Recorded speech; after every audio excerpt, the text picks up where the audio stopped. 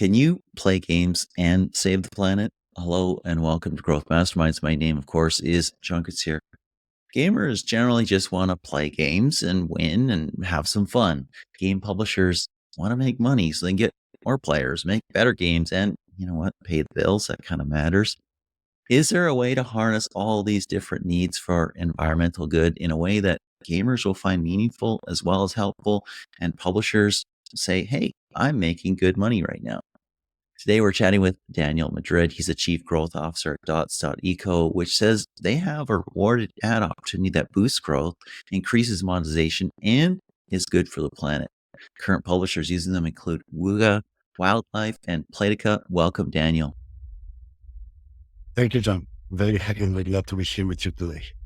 Hey, happy to have you with us. You're calling in from Paris, France, so it's evening for you.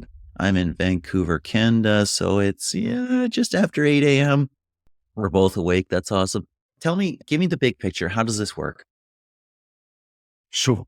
So in Dots.eco, first of all, it's a platform for real-world environmental rewards.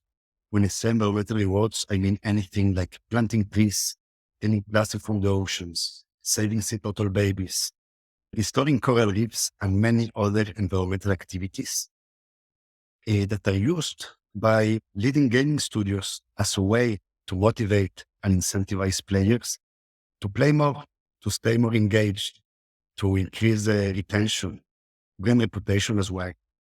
While players also doing something good for the planet.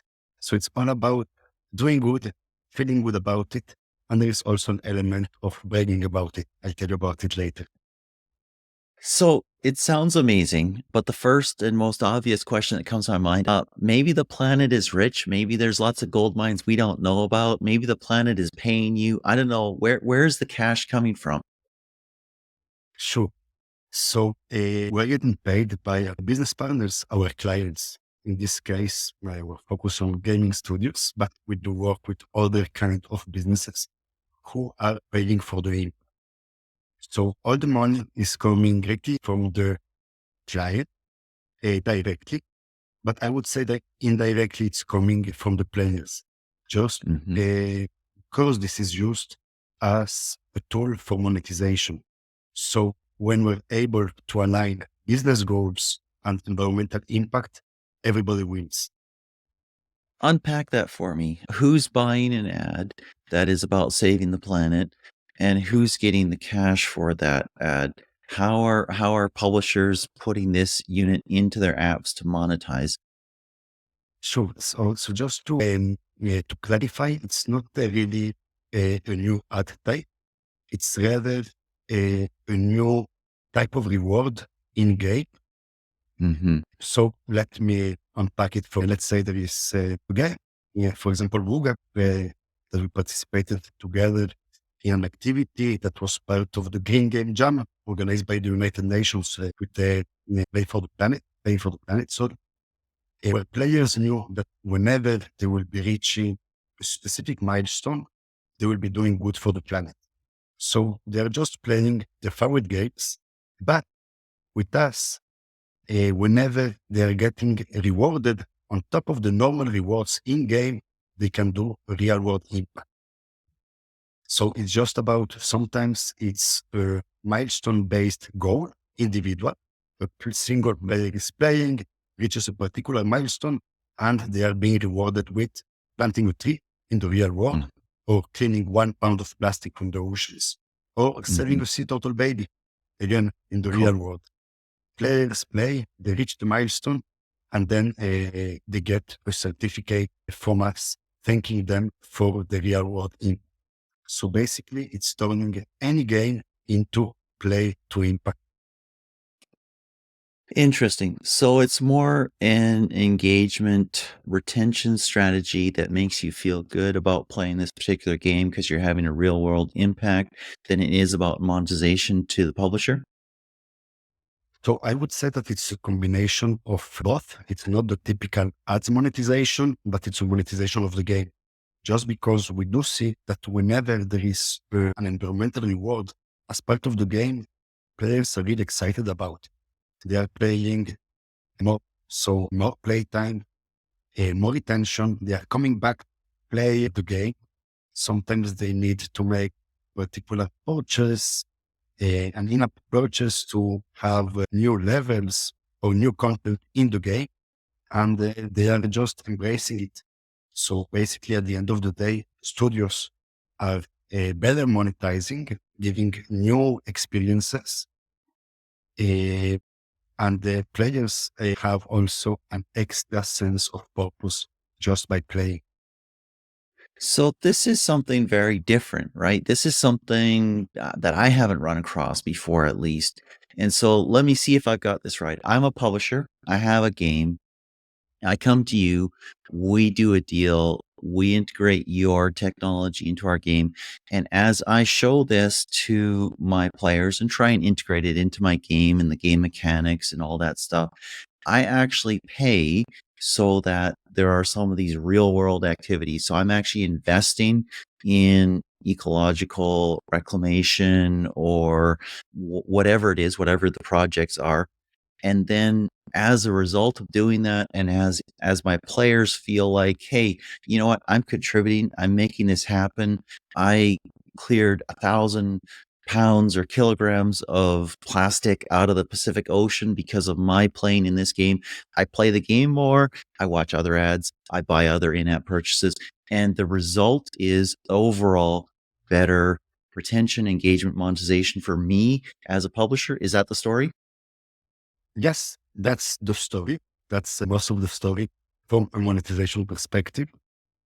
And yeah, also for the players, I believe that in 2023, most of people want to be part of the solution and not of the Mhm. problem. They want to do more. Not everybody has the time to volunteer or the means to make money. But whenever they can do real world impact from the comfort of their chair, they are embracing it in big numbers. So again, we're talking about micro rewards. It's planting one single tree or again, saving one single seed turtle baby. But gaming, it's the perfect medium to, first of all, also for environmental awareness, because there is the actual impact that we are doing when integrating to a game. But on top of that, there are millions of eyeballs getting exposed to an environmental activity through to their playtime. Cool. So tell me about the results so far. You've got some big names that you're working with. Talk about your growth and what are you seeing in terms of growth in partners and ability to do that? Sure. So I will start by saying that we started in the gaming industry. To give you a bit more of context, we started 4 years ago in 2019 as an indie gaming studio with two games that were played to win. One game that was about planting trees in the real world, and another game that was about cleaning plastic from the ocean. we we did see that it was a big motivator factor for players. Our games were not the best, not so good to be very honest, but we did see that just with these new mechanics of being able to do a real world impact, players were playing more and they liked it and they were telling their friends and they were getting certificates and they were sharing them online and we had reputation tools measuring players' satisfaction and player sentiments. The scores were going up. At that point, a very big studio, actually it was Playtika, approached us and said, "Hey, we want this to be integrated in one of our games." From that moment, and that was in October 2021, we shifted from being an indie gaming studio. We shifted from B2C normal gaming studio to being a B2B environmental impact as a service for gaming. Then a loyalty and rewards program for gamers approached us. It was for the World's Oceans Day in June 8th.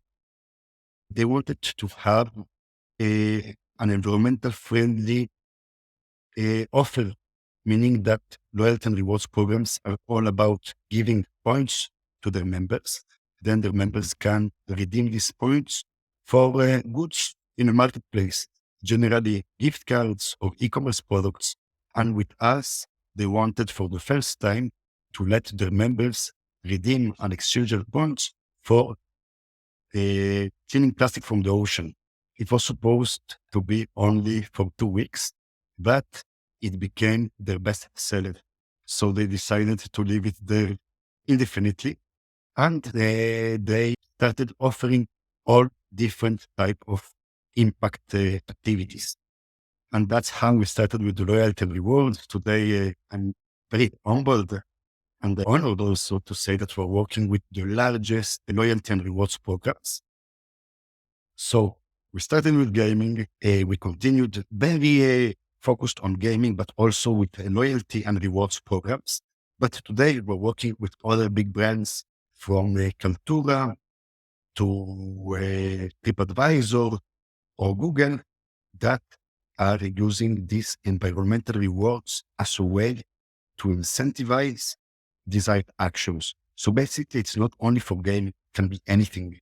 TripAdvisor were incentivizing reviews in the platform on TripAdvisor during the Earth Day for the Earth Month. So leave a review and we plan to click. They're also using us for incentivizing marketing budgets. So any advertiser that wants to advertise on TripAdvisor Ad Express, the RTB programmatic platform for marketing on TripAdvisor, for around for every $30-40 of marketing budget, they are doing real world environmental impact. So yeah, this Amazing. is what we do. Thank you so much, John. Amazing. And Amazing. I can tell you a bit more about gaming Go ahead. specifics and metrics. So Go, you know what? I'm going to ping in for a second and then go on to that because I just want to say it's yet another lesson in the pivot.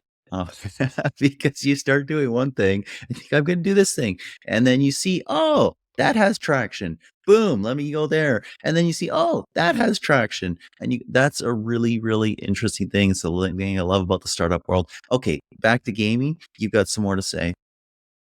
yes, so on gaming, as I was telling you, it's mainly about implementing an in-game activity. So with large studios, generally, it's like an live ops activity. All year around, they have these live ops events.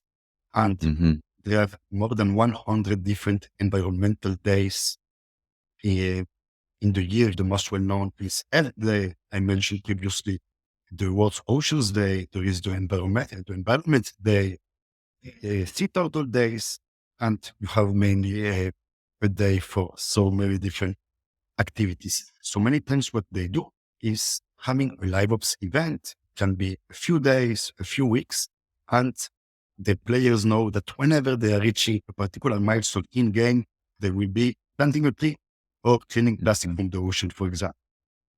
Generally, this is implemented in any kind of progression feature in game, such as the seasonal pass, the battle pass, or just for progressing on levels, generally very correlated with their monetization efforts.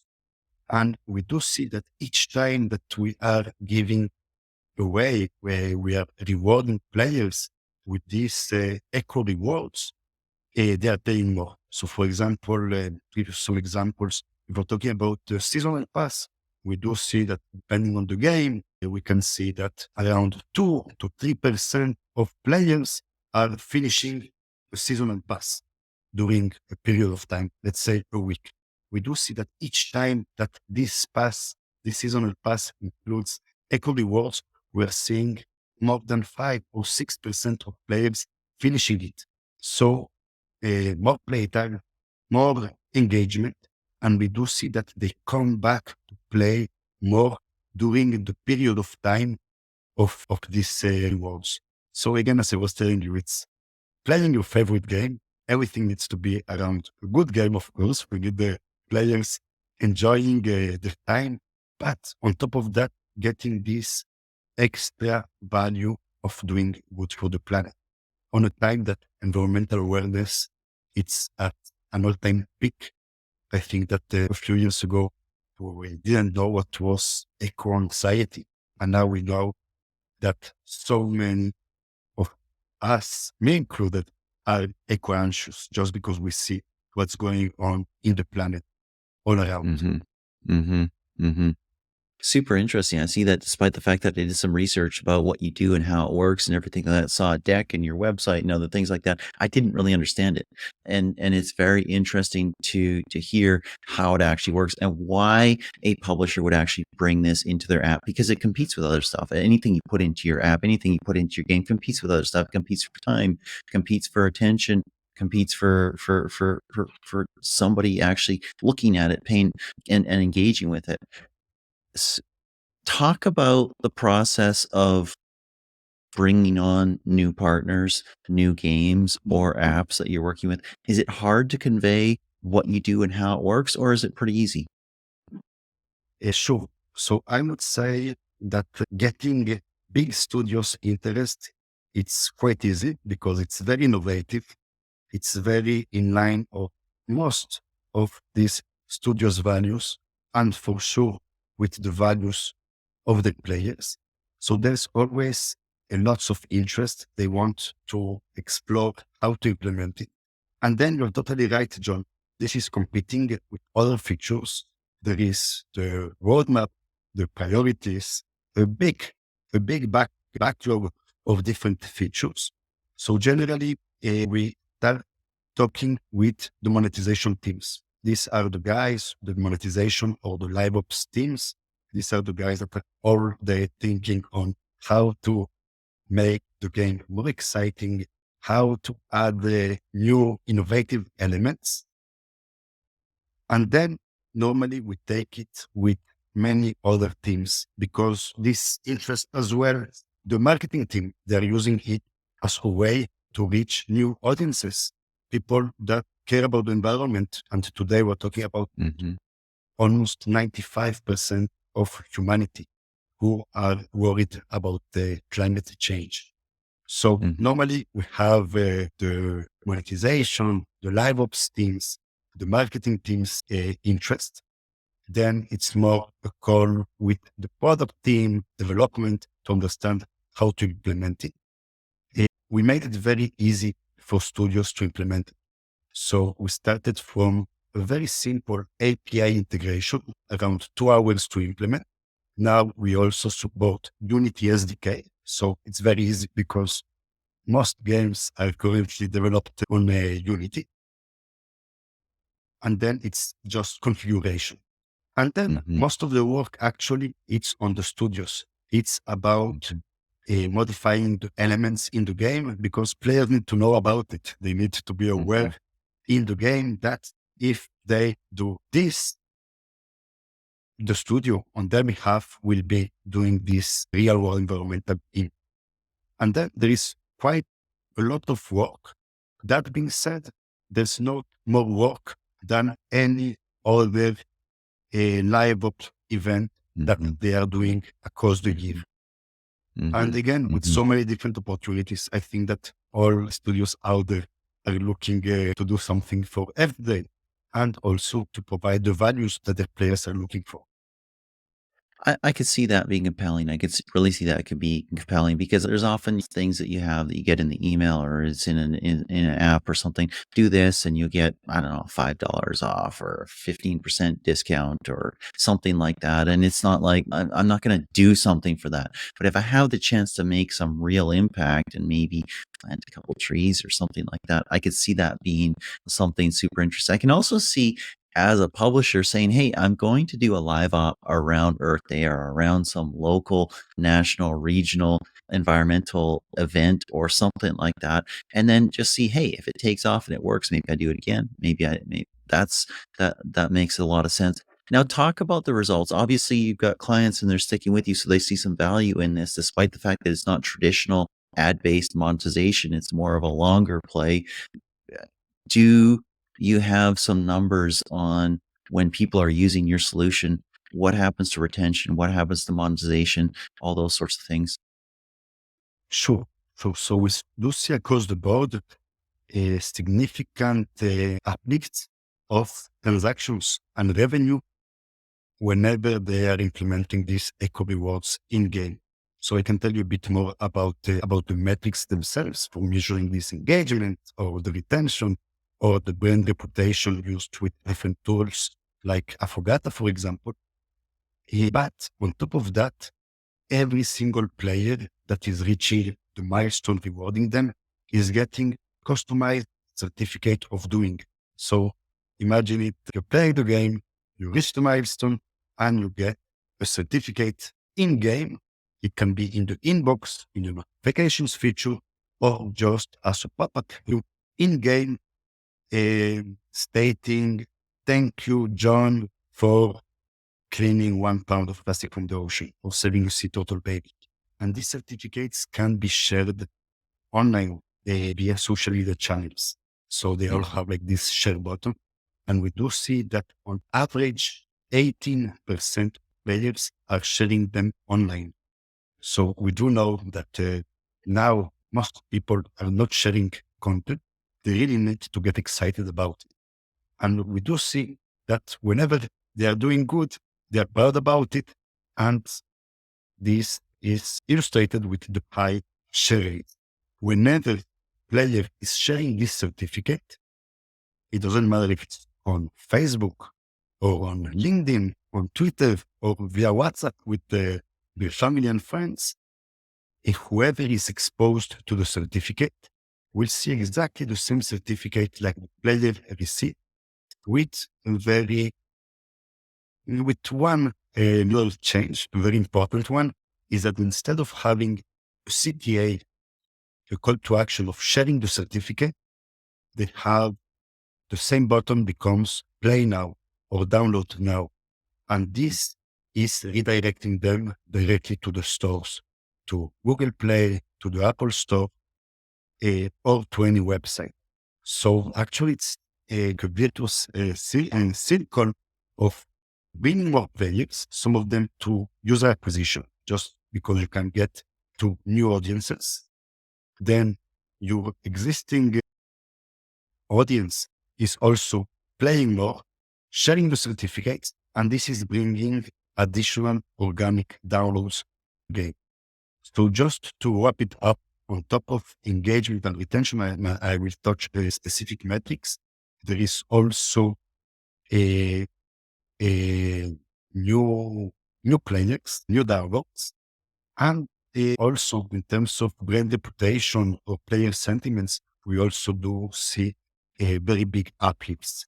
So all these tools that are measuring and monitoring social media, what people are saying about the game, basically there's no polemic about it. I don't know person. There are people that are not eco anxious, but still, if they have the possibility to plant a tree or to seriously turtle baby, they will be very glad to do it. Very cool. Very interesting. The other interesting part is that since I came at this possibility, this what you do from the angle of ad monetization, and I was thinking ads are always challenging when it comes to engagement and retention. They're typically corrosive to retention because the more you monetize with ads, the worse the experience is. This appears to have the opposite impact. Very cool stuff. Thank you so much for taking this time, Daniel. My pleasure, John. A big pleasure.